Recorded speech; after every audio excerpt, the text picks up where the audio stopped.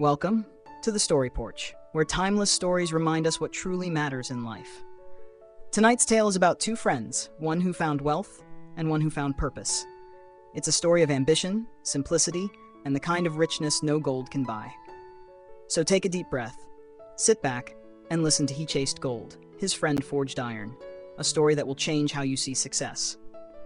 Once, in a quiet village surrounded by green hills, there lived two young boys. Ethan, the blacksmith's apprentice, and Lucas, the son of a merchant. They grew up side by side, laughing, racing through fields, dreaming under the same stars. But as they grew older, their dreams began to take different shapes. Lucas longed for success, for the gleam of gold and the life of power he saw in the city's merchants. Ethan, on the other hand, found joy in simpler things: the warmth of a forge, the glow of fire, the satisfaction of shaping something with his hands. One evening, as they sat by the river, Lucas said, "Someday I'll be rich enough to buy this whole valley."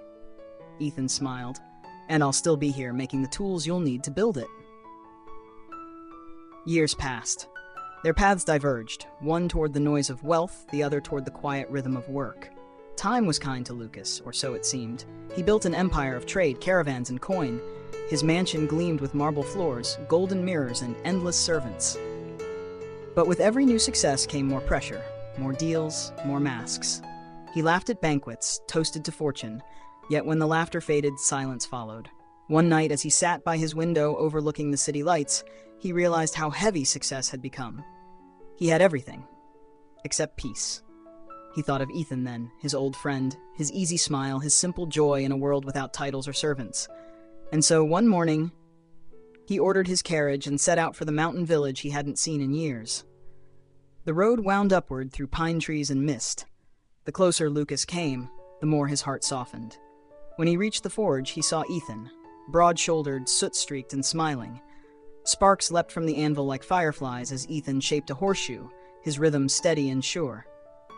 "Lucas?" Ethan called, eyes wide with surprise. "It's been a long time," Lucas said. "I thought I'd forgotten the way here." Ethan laughed. "The road remembers you, even if you don't." Inside the forge, the air was thick with heat, but also with life. Every hammer strike echoed with purpose. Ethan's home was small, yet filled with warmth, the scent of wood smoke, bread, and a quiet joy that Lucas hadn't felt in years. That evening, they shared a simple meal. Lucas watched his old friend, the ease in his movements, the light in his eyes. And he wondered if maybe, just maybe, Ethan had found something that all his gold could never buy. The next morning, Lucas followed Ethan through the village. They met farmers who greeted Ethan with trust and affection. A young girl ran up, holding a broken kettle, and Ethan fixed it without charge. "You help everyone?" Lucas asked. Ethan smiled. "I do what I can. They give me food, friendship, laughter. It's enough." Later at the forge, Lucas watched Ethan at work, his hammer moving in rhythm with the fire's pulse. "Doesn't this tire you?" Lucas asked. Ethan shrugged. "Every day, but when I see what my hands can build, I feel alive." That night, Lucas couldn't sleep. The stars above the forge felt closer than any chandelier in his palace. He realized something powerful. Wealth wasn't in what you owned, but in what you gave meaning to. At dawn, the two men sat outside the forge, mugs of tea warming their hands. "Ethan," Lucas said quietly, "you live simply, yet you seem so rich." Ethan chuckled. "Maybe I am. I build things that last. I see their purpose every day. That's my kind of wealth." Lucas nodded. "In the city, people chase coins like they're chasing meaning, but it never lasts." Ethan looked at him and said, "Gold shines, but iron endures. One dazzles the eye, the other builds the world." Before leaving, Lucas placed a pouch of gold on Ethan's table. "For your forge," he said. "To make more, to help more." Ethan hesitated. "I'll use it," he said, "but only if it serves others." Lucas smiled. "That's exactly why I brought it." As the carriage rolled away that morning, both men felt changed. Lucas carried not gold, but gratitude.